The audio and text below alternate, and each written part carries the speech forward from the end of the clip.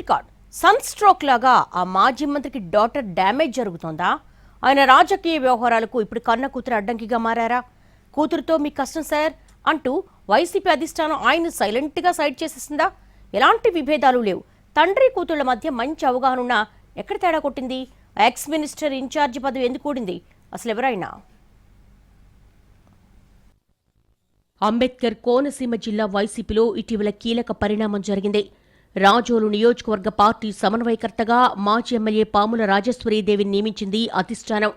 Party senior leader మాజీ మంత్రి గొల్లపల్లి సూర్యారావును తప్పించి మరీ రాజేశ్వరీదేవిని నియమించడం ఇప్పుడు కోనసీమ పాలిటిక్స్లో హాట్ టాపిక్ అయింది. గతంలో కాంగ్రెస్ తరపున పి గన్నవరం నుంచి 2 సార్లు ఎమ్మెల్యే అయిన రాజేశ్వరి ఆ తర్వాత జనసేనలో చేరి 2019 ఎన్నికల్లో పోటీ చేసి ఓడిపోయారు.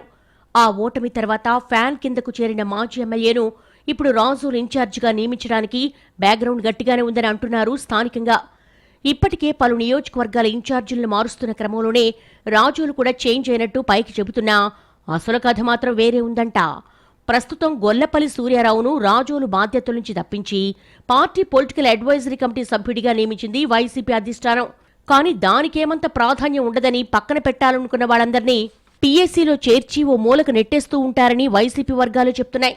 గత ఎన్నికలకు ముందు టీడీపీ నుంచి వైసీపీలో చేరిన సూర్యారావును పీఏసీలోకి పంపడానికి కారణం ఆయన కూతురే అన్నది అంతర్గతంగా వినిపిస్తున్నమాట. రాష్ట్రంలో కూటమి అధికారంలోకి వచ్చాక సూర్యారావు కుమార్తె అమూల్యను రాజోలు ఇన్ఛార్జిగా నియమించింది తెలుగుదేశం పార్టీ. ఈ పోస్టు కోసం 2-3 పోటీపడ్డా టీడీపీ పెద్దలు అమూల్య వైపు మొగ్గు చూపారు. ఈ పరిణామంతో రాజోలులో తండ్రి కూతుళ్ల మధ్య పొలిటికల్ వార్కు రంగం సిద్ధమైందని అనుకున్నారు చాలామంది. అయితే అనూహ్యంగా వైసీపీ అధిష్టానం గొల్లపల్లిని తప్పించి ఆ స్థానంలో పాముల రాజేశ్వరి నియమించింది. తండ్రి కూతుళ్లు ఒకే నియోజకవర్గంలో చెరో పార్టీకి ప్రాతినిధ్యం వహిస్తుంటే ఈక్వేషన్స్ సెట్ కావని భావించారట వైసీపీ పెద్దలు. రేపటి రోజున ఢీ అంటే ఢీ అనాల్సిన పరిస్థితి వచ్చినప్పుడు కూతురి కోసం సూర్యారావు వెనక్కు తగ్గితే పార్టీ నష్టపోతుందన్న లెక్కలున్నట్టుగా తెలిసిందే. అందుకే ఆయన తప్పించి మరో మహిళకే పదవి ఇచ్చినట్టుగా చెప్పుకుంటున్నారు. కానీ ఆయన అనుచరుల వెర్షన్ మాత్రం వేరేలా ఉంది. క్షేత్రస్థాయిలో పట్టున్న నియోజకవర్గంలో పార్టీని బలోపేతం చేసిన నేతను కాదని కొత్తగా చేరిన వాళ్లకు బాధ్యతలు ఇవ్వడం కరెక్ట్ కాదన్నది వాళ్ళ వాదన.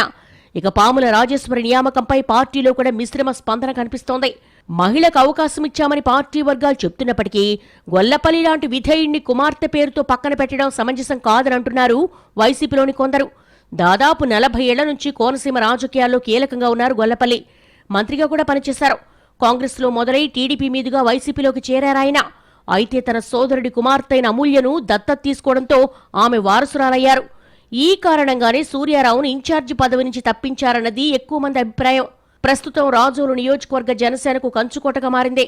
2019, 2024 ఎన్నికల్లో వరుసగా ఇక్కడి నుంచి ఆ పార్టీ ఎమ్మెల్యేనే గెలిచారు. అయితే 2029 నాటికి ఈ నియోజకవర్గ రిజర్వేషన్ మారిపోయి ఎస్సీ నుంచి ఓసీ అవుతుందని అంచనాలున్నాయి. దీంతో ఇప్పటి నుంచే ఇక్కడ వైసీపీ స్పెషల్గా ఫోకస్ చేస్తోందట. పాముల రాజేశ్వరీదేవిని తెరమీదకి తీసుకురావడం వెనుక ఇలాంటి లెక్కలు కూడా ఉన్నాయంటున్నారు.